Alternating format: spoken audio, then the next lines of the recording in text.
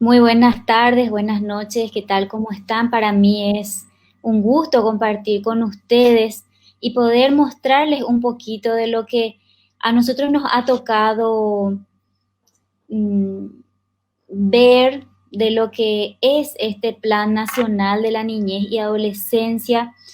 Bueno, empiezo comentándoles que este plan consta de 156 páginas, ¿sí? Revisar un material de ese tamaño no es muy sencillo, hay que tomarse el tiempo. Bueno, estuvimos haciendo una revisión y unos análisis y esto es lo que nosotros vamos a compartir con ustedes, padres de familia, con ustedes, ciudadanos, a fin de que puedan comprender en lenguaje sencillo lo que quizás esté en términos técnicos. Este es el Plan Nacional de la Niñez y Adolescencia 2024.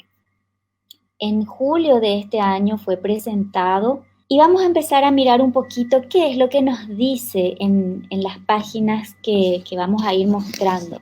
Esta es la página 10 de este Plan Nacional de la Niñez. Antes de mostrarles, les quiero comentar de que este plan fue confeccionado a instancias del Consejo Nacional de la Niñez y Adolescencia, que está integrado por varias instituciones del Estado y también por organismos no gubernamentales de bien público que trabajan en niñez y adolescencia. Bueno, es decir, este plan fue construido con varios actores y bueno, con instituciones del Estado y también con la sociedad civil. En esta página lo que está encuadrado en rojo, marcado en rojo, dice, el Estado paraguayo, de acuerdo a este diseño, al diseño de este plan, se compromete a ejercer la hegemonía y el liderazgo en la atención integral de la infancia y adolescencia, entendido en el sentido de principal garante del bienestar de la infancia y la adolescencia. ¿Cuál es el problema que encontramos en estas afirmaciones? Y ahí del lado izquierdo, en la parte naranja, les voy a leer lo que dice nuestra normativa constitucional en el artículo 54, que menciona: de la protección al niño, la familia, la sociedad y el Estado tienen la obligación de que de garantizar al niño su desarrollo armónico e integral. Cuando habla de este orden, es decir, familia, es los papás, la sociedad y el Estado, y habla de garantizar, están hablando del rol de garante, que es el que habla del que menciona en esta página del Plan Nacional. Y básicamente lo que viene a hacer esta presentación es invertir el rol de principal garante en la protección de los niños, posicionando al Estado en lugar de los padres. Es decir, con esto básicamente los padres pierden su rol de principal garante, su patria potestad, y el Estado viene a ocupar ese lugar. Bueno, esto nos dice que ya al inicio este plan está planteando, valga la redundancia, algo que es inconstitucional. En la página 13 habla de los enfoques transversales de este Plan Nacional de la Niñez y Adolescencia y son básicamente cuatro: el enfoque de derechos, el enfoque de género, el enfoque de interculturalidad y el enfoque basado en la inclusión. Es importante entender que este plan fue construido para abarcar políticas a niños y niñas desde los 0 años, de 0 a 17 años. Y siempre nos preguntan, bueno, ¿y género acaso no es igual a sexo? Y la verdad no es igual a sexo. Género es la construcción que cada persona puede realizar de sí mismo o de su identidad independientemente a su biología o a su sexo biológico con el que ha nacido. Y les quiero leer lo que dice el manual, perdón, el glosario de ONU Mujeres que está del lado izquierdo. Dice, mientras que el sexo alude a las diferencias biológicas y se asigna al nacer en base a la percepción de otras personas sobre los genitales, ejemplo femenino, masculino, el género alude a una construcción sociocultural sobre los roles, comportamientos y atributos determinados, etcétera, etcétera. Es decir, lo que siempre nosotros hemos manejado y hemos sabido de que género no es igual a sexo, pues en cuanto al enfoque de género, cuando hablamos de enfoque o cuando hablan de enfoque, es importante entender que es como si tuviéramos unos lentes y esos lentes nos permiten ver de una manera determinada. Bueno, enfoque de género es cuando nosotros tendríamos que empezar a enfocarnos, a mirar a los, en este caso, niños y adolescentes con la mirada de género, de que ellos pueden eventualmente construir su identidad independiente a su sexo biológico. Aquí tenemos el enfoque de género, tenemos el enfoque de interculturalidad y me quiero detener en este segundo, que dice, el enfoque de interculturalidad se considera que la diversidad cultural es un elemento constitutivo de la sociedad. Se refiere a la riqueza cultural y las características de los grupos étnicos, lingüísticos, inmigrantes, campesinos, urbanos, orientaciones sexuales diversas y afrodescendientes. Bueno, nosotros sabemos que existe una orientación sexual que es la heterosexualidad, pero cuando hablan de orientaciones sexuales diversas se remiten o se refieren a todo lo que es LGBT. Bueno, pues con el enfoque de interculturalidad consideran que estas orientaciones sexuales diversas o LGBT contribuyen a la diversidad cultural y a construir la sociedad de una determinada manera.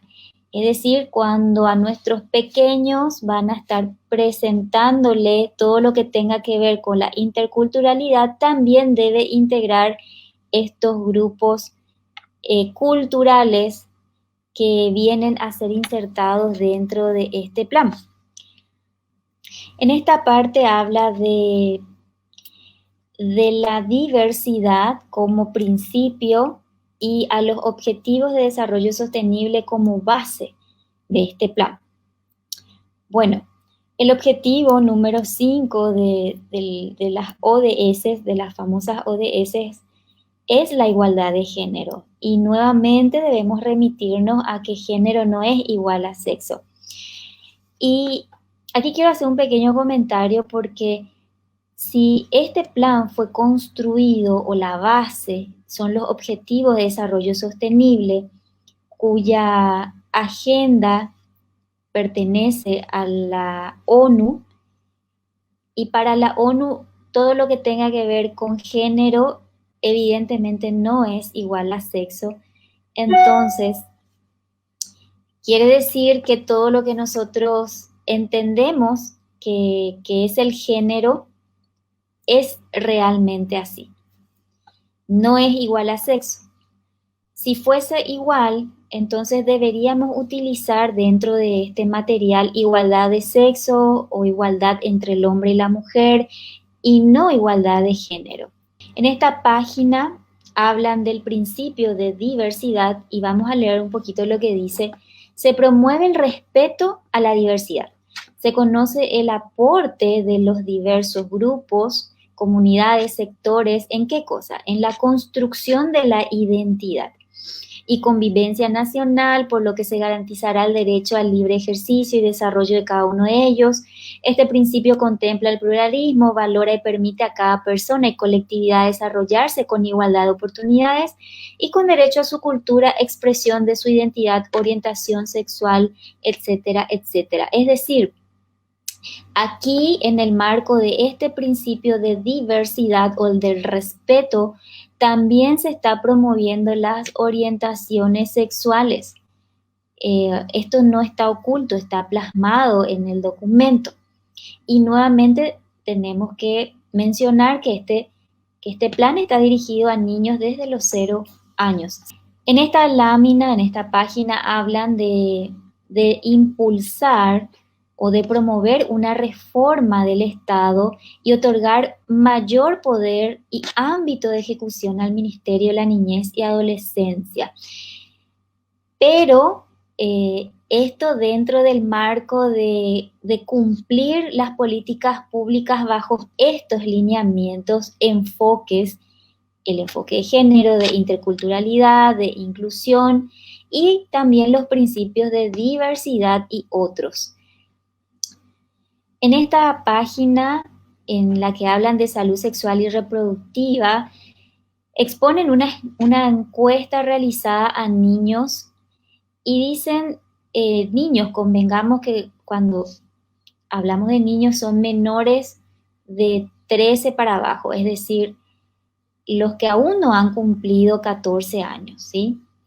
Dice, según la encuesta global de salud escolar, refiere que el 21, al párrafo, sí, no, al primer párrafo, refiere que el 30,1% de los estudiantes adolescentes respondió que mantiene relaciones sexuales, de los cuales corresponde el 39% de varones y 21,5% de mujeres. El 21,5% de los estudiantes reportó haber tenido relaciones sexuales antes de los 14 años, es decir, niños, con un 25% de varones frente a un 15,3% de mujeres. El 72,5% respondió que utilizó métodos anticonceptivos como el condón y otro método de cuidado, con un porcentaje mayor en varones de 74,7% frente al 68,3% de mujeres. El 11,2% de los estudiantes comenzó su experiencia en el 8º grado, incrementándose en los grados y cursos superiores, etcétera, etcétera. ¿Qué es lo que nos dice con esta información? Niños, porque son niños menores de 14, 13, 12, 11, 10 años, que han mantenido relaciones sexuales, pero la mirada o la importancia que le dan en esto es de si ellos han utilizado o no métodos anticonceptivos o preservativos. Y en ningún momento hablan de que esto constituye un hecho punible que se denomina abuso sexual en niños. ¿Por qué? Yo les puse aquí al lado, del otro lado, no es muy posible ver, pero bueno, les voy a leer, es la ley que modifica el artículo 135 del Código Penal, donde sanciona y amplía el marco penal de los casos de abuso sexual en niños. Y dice, el que mantuviera acto o tuviera actos sexuales con un niño tendrá una expectativa de pena de 4 a 15 años. Cuando habla de actos sexuales pueden ser manoseos, besuqueos, toqueteos. Cuando hay coito de por medio, la pena no podrá ser menor de 15 años. Y si la víctima, el niño, es menor de 10 años, la pena no podrá ser menor de 20 años. Y dice en el cuadrito más abajo que se entiéndase niño a los efectos de esta ley los menores que no hayan cumplido los 14 años. Bueno, es decir, las relaciones sexuales con menores de 13, 12, 11 años constituye abuso sexual en niños. Bajo ningún sentido se podría estar hablando de relaciones sexuales de estos chicos en el marco de que si han o no utilizado un método anticonceptivo o preservativo. Realmente esto, desde todo punto de vista, transgrede inclusive nuestra normativa constitucional, porque quien conoce de un hecho punible de esta envergadura está obligado a denunciarlo, ¿verdad? Pero no, la preocupación aquí es si utilizó o no método anticonceptivo preservativo. En esta página ahora lo que es a la adolescente embarazada, ¿y qué es lo que nos dice? El embarazo adolescente como la maternidad temprana afectan de manera adversa a la salud, desarrollo humano y a las posibilidades de progreso económico. Lo que está marcado en rojo dice conlleva una carga monetizada para toda la sociedad calculada en alrededor de 136 millones de dólares al año, principalmente como resultado de las pérdidas generadas en la actividad productiva de las mujeres. 703 mil millones de guaraníes perdidos por desempleo y otras causas asociadas al embarazo precoz, y de unos 64 mil millones de guaraníes de pérdidas para el Estado, principalmente por ingresos no percibidos por el fisco paraguayo en concepto de impuesto al valor agregado IVA, el impuesto a la renta personal IRP, más el gasto público en salud. ¿Qué es lo que nos dice en otros términos esto? Que las adolescentes embarazadas eh, constituyen una pérdida monetizada principalmente en cuanto al, a los impuestos que deja de percibir el Estado en concepto de IVA y de renta personal. Además de que es una carga, un gasto público de salud.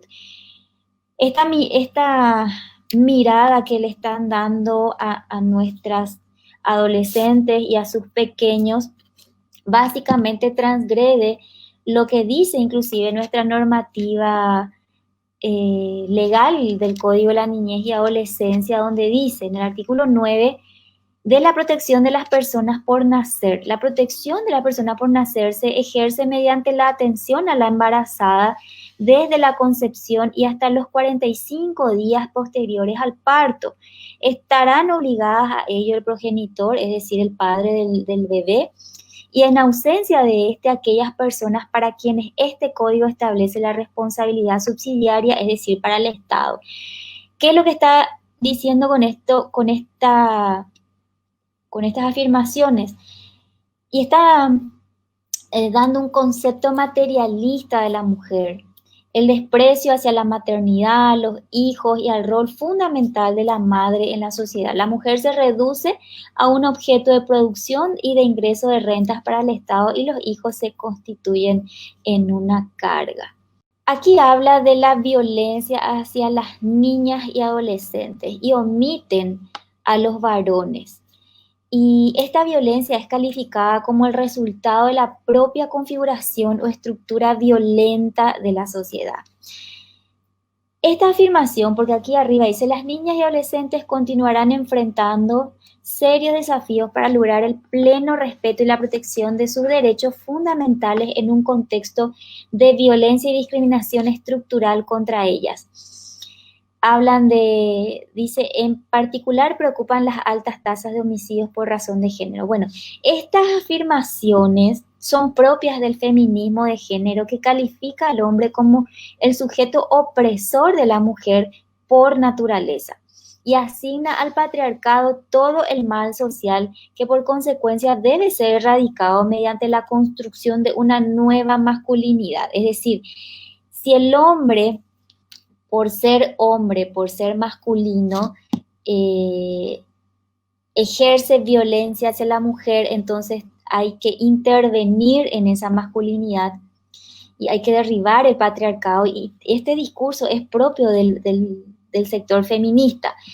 Aquí también habla del homicidio por razón de género y quiero que presten atención porque en el 2017, si no me equivoco, o 18 fue sancionada la ley contra toda forma de violencia hacia la mujer y fue introducido un nuevo tipo penal que es el del feminicidio. Hoy quien mate a una mujer por el hecho de ser mujer, como dice el tipo penal, tiene una expectativa de pena de 25 años para arriba, ¿sí? Ahora bien, quien mate a un hombre o a un joven o a un adolescente o a un niño, la expectativa de pena es menor a 25 años. Es decir, hoy hay una desigualdad en cuanto a lo que vale la vida de una mujer en comparación a la vida de cualquier otro ser humano.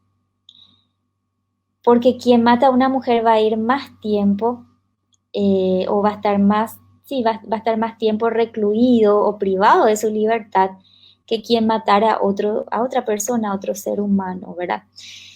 Cuando hablan de homicidio en razón de género, ya es un paso más adelante, porque ya no es feminicidio, sino que en razón al género, y cuando hablamos de género estamos hablando de todo lo que tenga que ver con lo LGBT. Entonces, esta ya es una afirmación que ya tiene una connotación más amplia o más allá de lo que sería el feminicidio. Aquí da un dato de los adolescentes privados de su libertad, es decir, aquellos que han cometido hechos punibles que son menores de 17 años, de 14 a 17 años. Y dice, la mayor parte de la población es de sexo masculino, 97,97%, y el 3% femenino.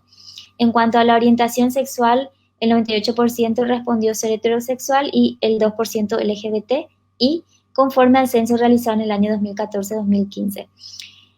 Los adolescentes siguen siendo menores y siguen estando amparados por el derecho al desarrollo armónico. Ellos están formando todavía su personalidad y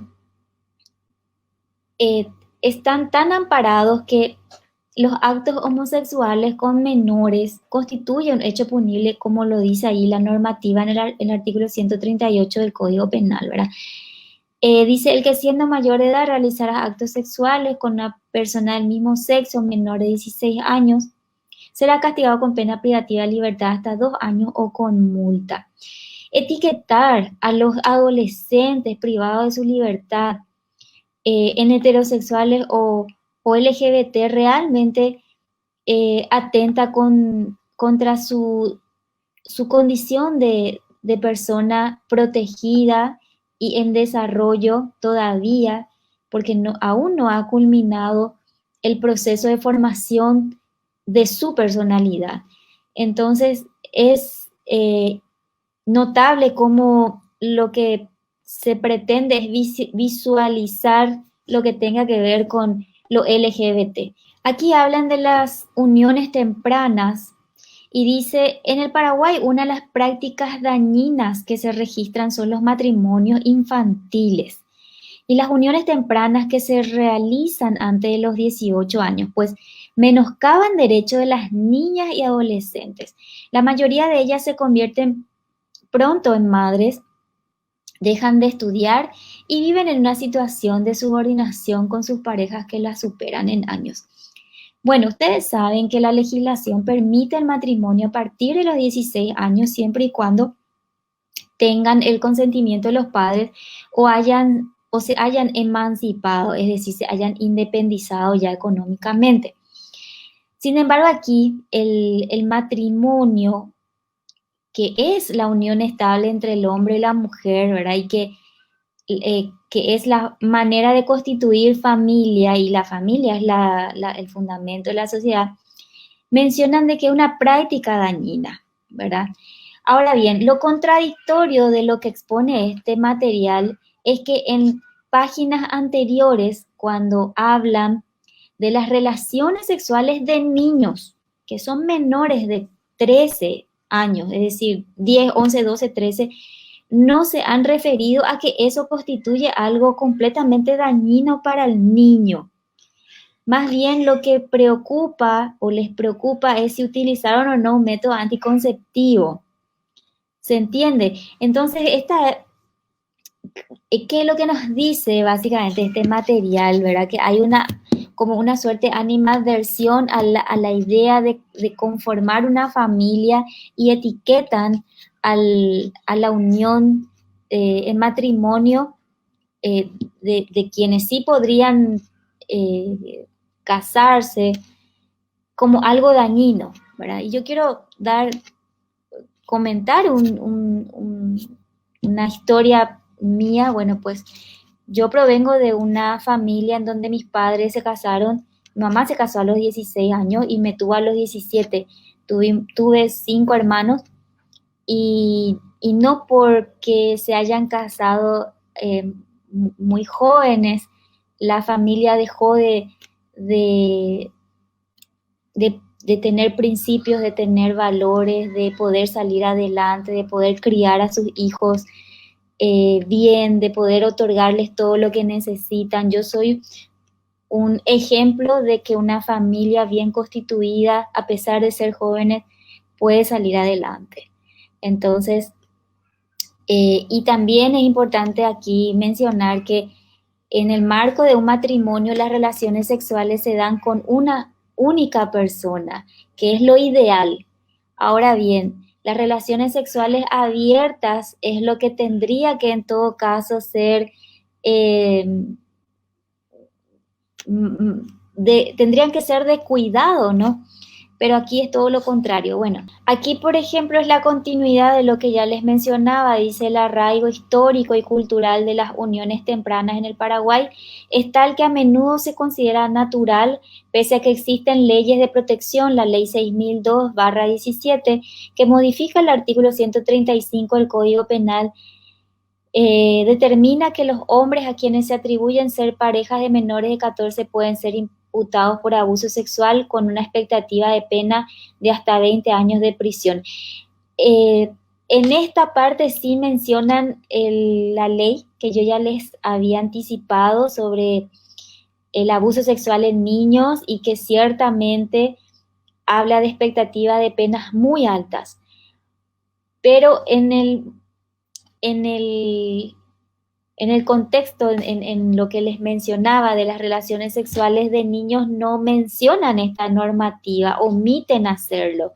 Es decir, es como si se insertara cuando conviene y cuando no conviene no mencionan u omiten por completo expedirse en cuanto a que eso es un hecho punible y un hecho punible completamente grave, ¿verdad? Aquí habla del marco metodológico, de que se sustenta en los objetivos de desarrollo sostenible, habla de un énfasis especial en el diseño de la participación protagónica de niños, niñas y adolescentes en igualdad de qué, de género y sin discriminaciones. Antes de pasar, cuando mencionan que los objetivos de desarrollo sostenible son el marco metodológico, es importante que nos posicionemos y entendamos que de alguna manera eso viene a desplazar a nuestra normativa constitucional, ¿verdad? Porque si bien Paraguay ha acogido esta Agenda 2030, sin embargo, siempre nuestra Constitución Nacional es el marco referencial. Y en este caso se está saltando, se está dejando de lado lo que es la Constitución y se está posicionando a los objetivos de desarrollo sostenible, que sabemos que en su objetivo número 5 tiene la igualdad de género. Bien, en esta página de los ejes, objetivos y resultados esperados, hablan en el punto 1, niñas y niños de 0 a 4 años acceden a servicios integrales en su entorno familiar y comunitario con énfasis en los primeros 1000 días en condiciones de igualdad y no discriminación con enfoque de género. En el segundo, niñas, niños de 5 a 13, lo mismo, con enfoque de género, y luego adolescentes de 14 años con enfoque de género, es decir, de 0 a 17 años absolutamente todo debe ser con enfoque de género. El enfoque de género viene a violentar lo que está estipulado en la Constitución Nacional, en el artículo 54, donde dice que la familia, la sociedad y el Estado tienen que garantizar al niño su desarrollo armónico. ¿Y qué es lo que es el desarrollo armónico? El desarrollo armónico es el derecho que tiene el niño a desarrollarse o a estar exento de toda interferencia o daño en ese proceso de formación adecuada de su personalidad.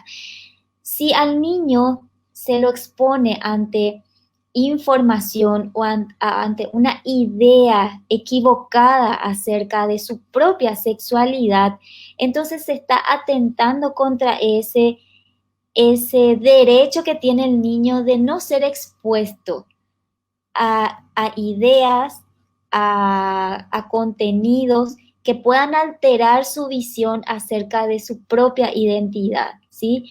Por eso es tan grave la introducción de este enfoque en las políticas públicas, porque básicamente constituye abuso infantil y cuando es impulsado por el propio Estado, podemos decir de que es abuso infantil institucionalizado. Entonces, si vamos a hablar de qué transgrede este enfoque, pues transgrede lo que estipula en el artículo 54 de la Constitución Nacional. En este eje y objetivo dice posicionar a niñas, niños y adolescentes como sujetos de derechos por medio de estrategias de información, educación y comunicación. Bueno, en el punto 2, en resultados esperados, habla de niñas, niños y adolescentes, sus familias y comunidades acceden a estrategias de educación sobre crianza positiva con enfoque de derechos humanos, género, diversidad e interculturalidad y modifican positivamente sus pautas y prácticas socioculturales. O sea que la intención es cambiar la forma de ser de nuestros pequeños, sus prácticas socioculturales, sus pautas, pero todo sobre la base ¿de qué? Del género, de la diversidad y de la interculturalidad. Todo lo que yo les mencioné anteriormente son componentes en el cambio, en la modificación de la conducta de nuestros pequeños. En el punto 3 habla de lo mismo, habla de género, diversidad e interculturalidad. Aquí en esta lámina, muy pequeñita por cierto, pero habla de que para prevenir el abuso de niños se debe de introducir la ESI, la famosa ESI, que es salud sexual, educación sexual integral, ¿verdad? Y la educación sexual integral tiene como componente, siempre el enfoque de género, que ya hablamos de eso, ¿no? En la parte arriba, habla de la infancia de 5 a 13 años, dice los objetivos consisten en establecer condiciones en el entorno social para que el desarrollo socioafectivo con enfoque inclusivo y de género. Aquí habla de la adolescencia de 14 a 17 años, se trazan objetivos específicos como promover condiciones favorables en el entorno social inclusivos con enfoque de género. En el siguiente dice asegurar las condiciones para que las personas adolescentes se mantengan en el sistema educativo y concluyan sus estudios con pertinencia cultural y con enfoque de género.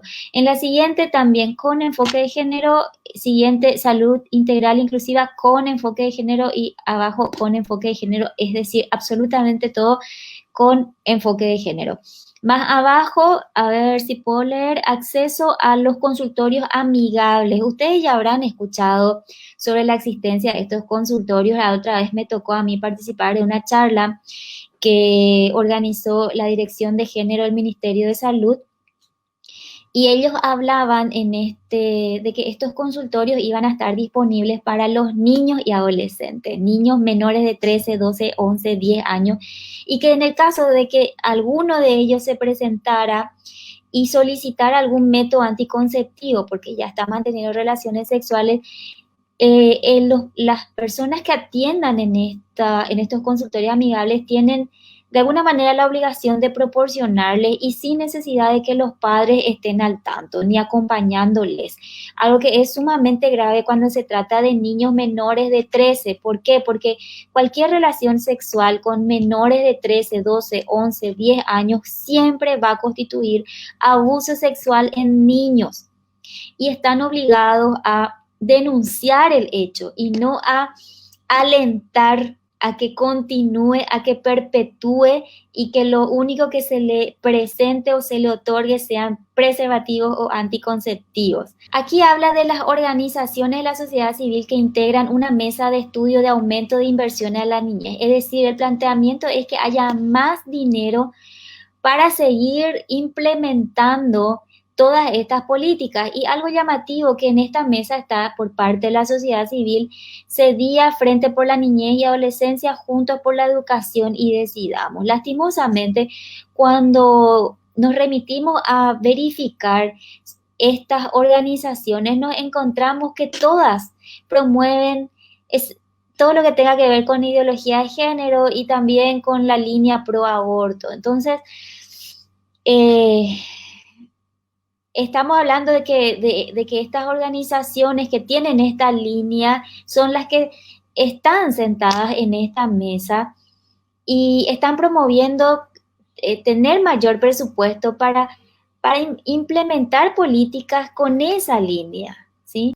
Aquí habla, en lo que está en rojo, dice el sistema se encontrará, posicionado en la sociedad como referencia en la implementación de políticas públicas de niños, niñas y adolescentes desde el año 2021.